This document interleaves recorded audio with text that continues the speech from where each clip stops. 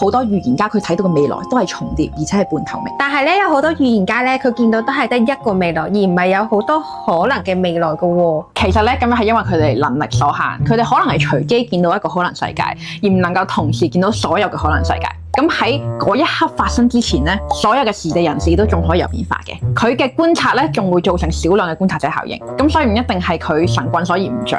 特別係咧，當佢大規模講咗出嚟之後，會引發蝴蝶效應。咁個準確度咧就打咗折扣。有一啲預言家甚至就係為咗打呢個折扣，就將啲大災難公佈出嚟，等呢個大災難可以唔成啦。哦，咁佢都算拯救咗呢個地球喎。咁而家成日都聽到嗰個日本嘅預言家龍樹亮嗰個預言咧，係咪即係其實都係未來嘅可能性？冇錯啊，嗰個只係地球其中一個可能世界。佢哋嘅時地人事咁咧，通常都好難會中晒，大部分咧都只係中2個。